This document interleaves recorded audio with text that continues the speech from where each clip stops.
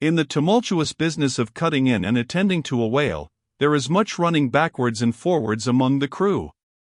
Now hands are wanted here, and then again hands are wanted there. There is no staying in any one place, for at one and the same time everything has to be done everywhere. It is much the same with him who endeavors the description of the scene. We must now retrace our way a little. It was mentioned that upon first breaking ground in the whale's back, the blubber hook was inserted into the original hole there cut by the spades of the mates. But how did so clumsy and weighty a mass as that same hook get fixed in that hole? It was inserted there by my particular friend Queequeg, whose duty it was, as harpooner, to descend upon the monster's back for the special purpose referred to. But in very many cases, circumstances require that the harpooner shall remain on the whale till the whole flensing or stripping operation is concluded. The whale, be it observed, lies almost entirely submerged, excepting the immediate parts operated upon. So down there, some 10 feet below the level of the deck, the poor harpooner flounders about, half on the whale and half in the water, as the vast mass revolves like a treadmill beneath him. On the occasion in question, Queequeg figured in the Highland costume, a shirt and socks, in which to my eyes, at least, he appeared to uncommon advantage, and no one had a better chance to observe him, as will presently be seen. Being the savage's bowsman, that is, the person who pulled the bower in his boat, the second one from forward, it was my cheerful duty to attend upon him while taking that hard scramble upon the dead whale's back. You have seen Italian organ boys holding a dancing ape by a long cord. Just so, from the ship's steep side, did I hold Queequeg down there in the sea, by what is technically called in the fishery a monkey rope, attached to a strong strip of canvas belted round his waist. It was a humorously perilous business for both of us. For, before we proceed further, it must be said that the monkey rope was fast at both ends, fast to Queequeg's broad canvas belt, and fast to my narrow leather one. So that for better or for worse, we two, for the time, were wedded, and should poor Queequeg sink to rise no more, then both usage and honor demanded, that instead of cutting the cord, it should drag me down in his wake. So, then, an elongated Siamese ligature united us. Queequeg was my own inseparable twin brother, nor could I any way get rid of the dangerous liabilities which the hempen bond entailed. So strongly and metaphysically did I conceive of my situation then, that while earnestly watching his motions, I seemed distinctly to perceive that my own individuality was now merged in a joint stock company of two, that my free will had received a mortal wound, and that another's mistake or misfortune might plunge innocent me into unmerited disaster and death. Therefore, I saw that here was a sort of interregnum in Providence, for its even-handed equity never could have so gross an injustice. And yet still further pondering, while I jerked him now and then from between the whale and ship, which would threaten to jam him, still further pondering, I saw that this situation of mine was the precise situation of every mortal that breathes, only, in most cases, he, one way or other, has this Siamese connection with a plurality of other mortals. If your banker breaks, you snap; if your apothecary by mistake sends you poison in your pills, you die. True, you may say that, by exceeding caution, you may possibly escape these and the multitudinous other evil chances of life. But handle Queequeg's monkey rope heedfully as I would, sometimes he jerked it so, that I came very near sliding overboard. Nor could I possibly forget that, do what I would, I only had the management of one end of it, ***. The monkey rope is found in all whalers, but it was only in the Pequod that the monkey and his holder were ever tied together. This improvement upon the original usage was introduced by no less a man than Stubb, in order to afford the imperiled harpooner the strongest possible guarantee for the faithfulness and vigilance of his monkey rope holder. I have hinted that I would often jerk poor Queequeg from between the whale and the ship, or he would occasionally fall, from the incessant rolling and swaying of both. But this was not the only jamming jeopardy he was exposed to. Unappalled by the massacre made upon them during the night, the sharks now freshly and more keenly allured by the before-pent blood which began to flow from the carcass, the rabid creatures swarmed round it like bees in a beehive. And right in among those sharks was Queequeg, who often pushed them aside with his floundering feet.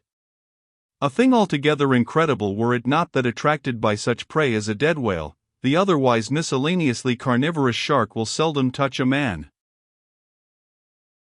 Nevertheless, it may well be believed that since they have such a ravenous finger in the pie, it is deemed but wise to look sharp to them.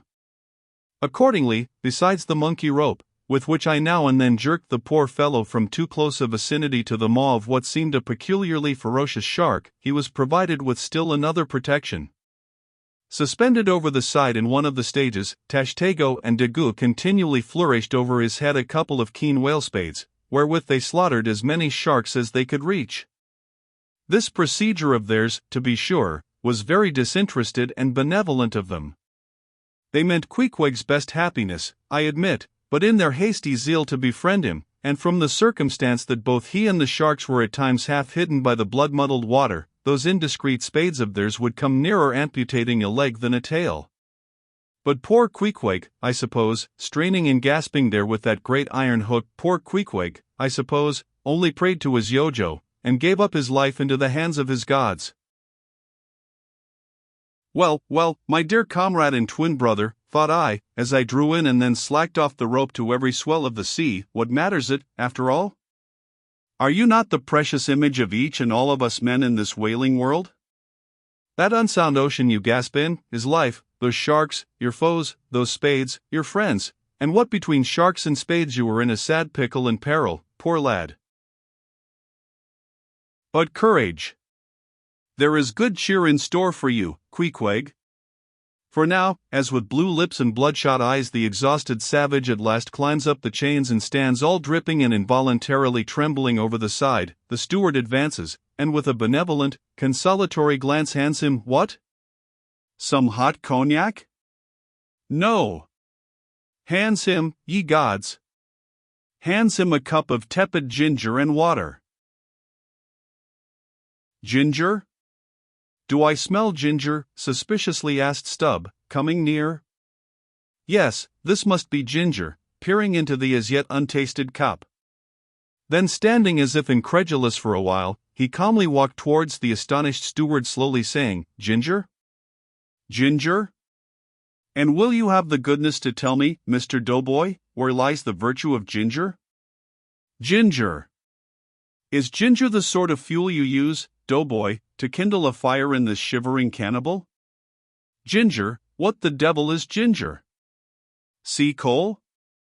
Firewood, lucifer matches, tinder, gunpowder, what the devil is ginger, I say, that you offer this cup to our poor Queequeg here? There is some sneaking temperance society movement about this business, he suddenly added, now approaching Starbuck, who had just come from forward. Will you look at that cannikin, sir, smell of it, if you please? Then watching the mate's countenance, he added, the steward, Mr. Starbuck, had the face to offer that calomel and jalap to Queequeg, there, this instant off the whale. Is the steward an apothecary, sir? And may I ask whether this is the sort of bitters by which he blows back the life into a half-drowned man? I trust not, said Starbuck, it is poor stuff enough. I, steward, cried Stubb, will teach you to drug a harpooneer, none of your apothecary's medicine here, you want to poison us, do ye?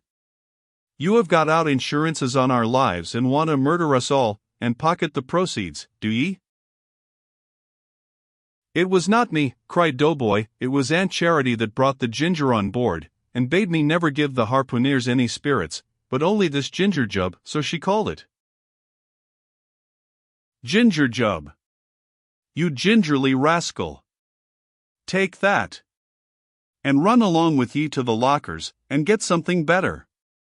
I hope I do no wrong, Mr. Starbuck. It is the captain's orders, grog for the harpooneer on a whale. Enough, replied Starbuck, only don't hit him again, but...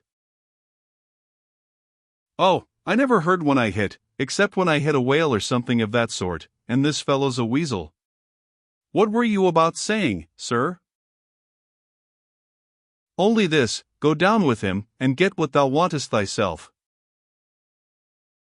When Stubb reappeared, he came with a dark flask in one hand, and a sort of tea caddy in the other.